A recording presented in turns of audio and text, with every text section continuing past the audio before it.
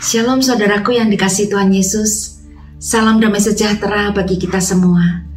Saudaraku, mungkin saat ini kita merasakan dan melihat kondisi di sekitar kita mungkin kurang baik. Pandemi masih berlangsung sampai saat ini. Ditambah lagi dengan berita-berita tentang peperangan yang terjadi. Ekonomi juga yang masih kita perjuangkan. Saudaraku, bagaimana kita menyikapi dan meresponi kondisi saat ini? Mari kita belajar dari firman Tuhan yang diambil dari Matius pasal yang ke-14 ayat 25 sampai 31. Kira-kira jam 3 malam, datanglah Yesus kepada mereka berjalan di atas air. Ketika murid-muridnya melihat dia berjalan di atas air, mereka terkejut dan berseru, "Itu hantu!" Lalu berteriak-teriak karena takut. Tetapi segera Yesus berkata kepada mereka, "Tenanglah, ini aku, jangan takut." Lalu Petrus berseru dan menjawab dia, "Tuhan, apabila Engkau itu, suruhlah aku datang kepadamu berjalan di atas air." Kata Yesus, "Datanglah." Maka Petrus turun dari perahu dan berjalan di atas air mendapatkan Yesus. Tetapi ketika dirasakan tiupan angin, takutlah ia dan mulai tenggelam. Lalu berteriak, "Tuhan, tolong aku!" Segera Yesus mengulurkan tangannya, memegang dia dan berkata, "Hai orang yang kurang percaya, mengapakah engkau bimbang?"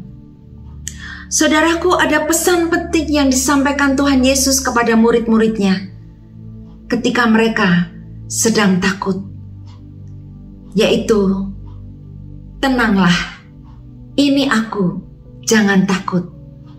Saudaraku, Yesus mengingatkan kepada kita semua bahwa selama Yesus ada di dalam kehidupan kita, Dia pegang kendali atas hidup kita. Amin, saudaraku.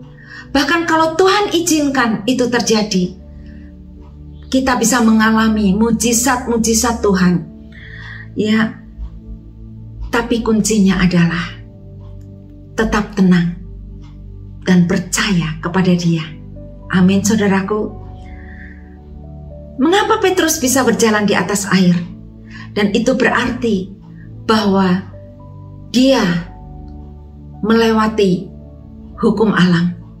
Seharusnya dia tenggelam, tetapi dia punya pengalaman yang luar biasa bersama dengan Yesus. Dia bisa berjalan di atas air.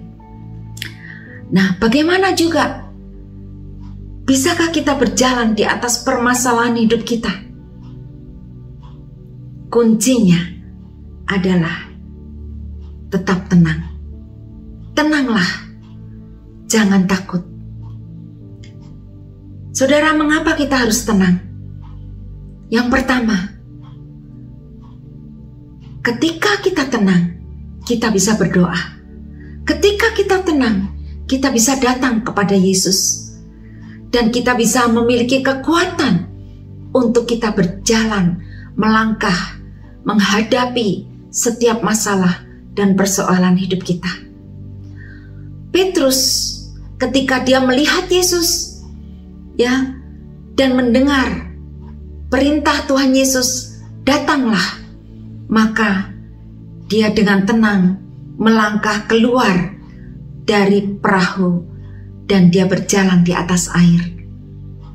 Saudaraku, tetapi ketika Petrus mengalami goncangan hembusan angin, dia mulai gentar, dia mulai takut. Tetapi dia tetap sadar bahwa Yesus ada di dalam hidupnya. Yesus ada saat itu. Dan dia berseru kepada Tuhan, "Tuhan, tolong aku." Dan Tuhan dengan segera menolong Petrus. Saudaraku, ada dua hal yang kita pelajari. Ketika kita tenang, kita bisa datang kepada Tuhan Yesus. Kita bisa berdoa Dan ketika kita tenang, kita bisa mengalami mujizat Tuhan.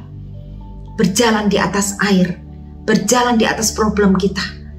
Tetapi kita pun bisa takut. Dan mungkin kita bisa merasakan goncangan-goncangan hidup kita.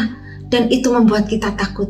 Tetapi ketika kita berseru kepada Tuhan, Tuhan, tolong aku, maka percayalah, Tuhan mengulurkan tangannya untuk menolong kita.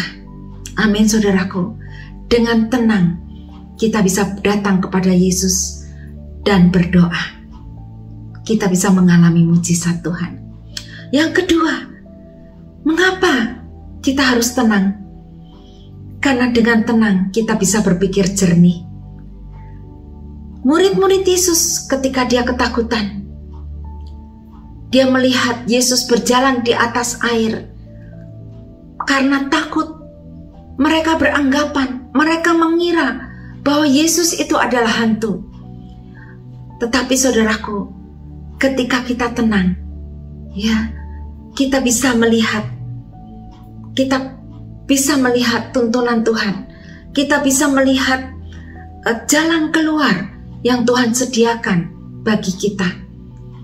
Kalau kita pikiran jernih, maka kita bisa tetap percaya akan firman Tuhan. Kita bisa fokus kepada firman Tuhan, fokus kepada apa yang Tuhan katakan. Petrus bisa berjalan di atas air karena Tuhan yang mengizinkan, karena Tuhan yang berkata, datanglah. Dan Petrus melangkah. Dengan tetap tenang, kita bisa melihat tuntunan Tuhan. Kita bisa ingat firman Tuhan. Dan kita bisa imani firman Tuhan itu. Kita bisa melihat jalan keluar yang Tuhan sediakan ketika kita menghadapi masalah demi masalah. Yang ketiga, saudaraku, ketika kita tenang, kita bisa tetap bisa menjadi terang. Kita bisa menjadi saksi Kristus. Mengapa? Karena mujizat bisa terjadi. Ketika kita tenang, kita tetap bisa menjadi terang di dalam hidup kita. Ada Yesus di dalam hidup kita. Kita tenang dan kita bisa mengalami mujizat Tuhan. Saudaraku, Petrus adalah murid Yesus yang tercatat pernah mengalami mujizat Tuhan berjalan di atas air. Meskipun dia mengalami juga hampir tenggelam, tetapi Tuhan Yesus menolong Petrus. Mujizat terjadi dan Petrus berjalan di atas air. Dia bisa melampaui hukum alam. Itu adalah mujizat. Dan nama Tuhan dipermuliakan. Ketika kita tenang, kita akan tetap menjadi terang. Kita akan tetap menjadi saksi Kristus. Karena mujizat bisa terjadi di dalam hidup kita. Tuhan yang menolong setiap masalah hidup kita. Dan di dalam nama Tuhan Yesus dipermuliakan. Saudaraku, ketika kita tenang, kita dapat berdoa dan datang kepada Tuhan Yesus. Dia yang memberikan kekuatan untuk kita bangkit menghadapi setiap masalah hidup kita. Ketika kita tenang, kita dapat berpikir jernih. Kita dapat melihat tuntunan Tuhan. Dan kita bisa berjalan di dalam kehendak-Nya. Ketika kita tenang, kita bisa tetap menjadi terang. Kita tetap bisa menjadi saksi Kristus. Dan nama Tuhan dipermuliakan. Karena kita bisa mengalami mujizat-mujizat di dalam hidup kita. Mujizat yang melampaui segala akal. Yang melampaui segala hukum alam. Sehingga nama Tuhan dipermuliakan di dalam hidup kita. Amin, saudaraku. Tuhan Yesus memberkati.